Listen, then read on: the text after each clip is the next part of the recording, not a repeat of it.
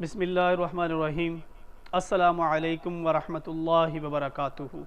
میرے محترم سامعین کرام، آج میں اپنے وعدے کے مطابق وہ ویڈیو ریکارڈ کروا رہا ہوں کہ جس کے متعلق میں نے آپ کو بتایا تھا کہ انجینئر محمد علی مرزا صاحب، جن سے 4 سوالات ڈائریکٹلی اور انڈائریکٹلی ان تک پہنچے، لیکن انہوں نے اس کے جواب نہیں دیے، اور جو بندہ اپنی بات کا جواب نہ دے تو پھر اس کا حل یہ ہوتا ہے کہ اس کے فالورز تک وہ سوال پہنچا دیے جائیں۔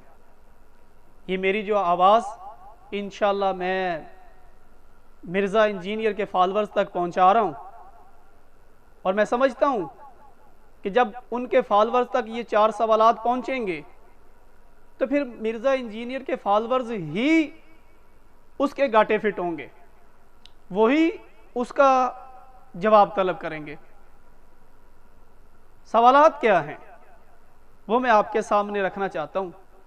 پہلا سوال تو یہ ہے کہ کیا مرزا انجینئر محمد علی نے یہ نہیں کہا کہ جو قادیانی ہیں وہ اہل کتاب سے بہتر ہے؟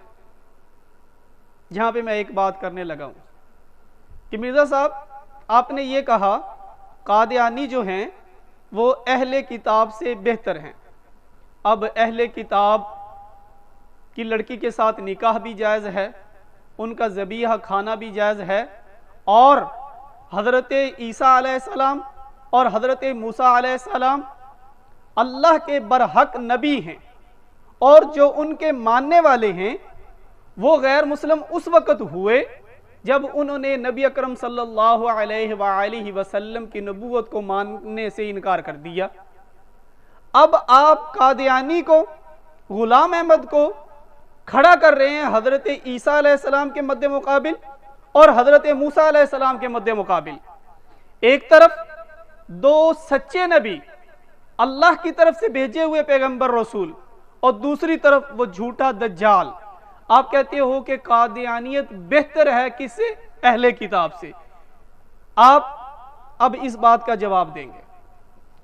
دوسری بات، آپ نے کہا کہ اگر کوئی قادیانیوں پر فتویٰ لگائے گا حد سے زیادہ، اب مجھے اس بات کی، یہ جو آپ لوجک پیش کرتے ہو حد سے زیادہ، آپ نے کہا کہ اگر کوئی فتویٰ لگائے گا قادیانیوں پر حد سے زیادہ تو درمیان میں کھڑا ہوگا مرزا انجینئر۔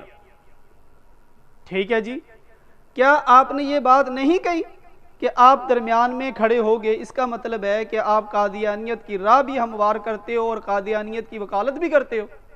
میرا تیسرا سوال آپ سے یہ ہے کہ آپ نے کہا کہ قادیانی جو ہیں وہ قرآن پاک کو مانتے ہیں، وہ دلیل بھی قرآن پاک سے دیتے ہیں، اور وہ قرآن پاک پر عمل نہیں کرتے جیسا کہ عمل نہیں کرتے بریلوی، دیوبندی اور اہل حدیث۔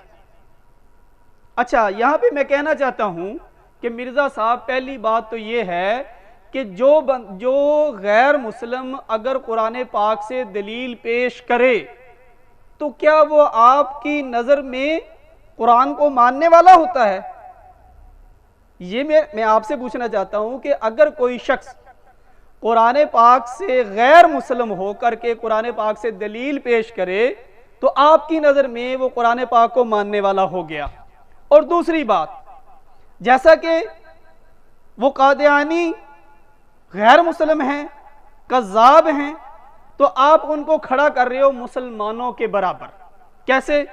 کہ اگر کوئی مسلمان، چاہے وہ بریلوی ہو، دیوبندی ہو، اہل حدیث ہو، کسی بھی طرح کا مسلمان ہو، مسلمان تو ایک ہے لیکن وہ کسی بھی فرقے میں ہو، وہ جب اگر قرآن پاک پر عمل نہیں کرتا تو وہ صرف گنہگار ہوتا ہے، کچھ صغیرہ گناہوں کا اور کچھ کبیرہ گناہوں کا، لیکن اگر قرآن پاک کا انکار کر دے تو پھر وہ کفر کی حالت میں چلا جاتا ہے۔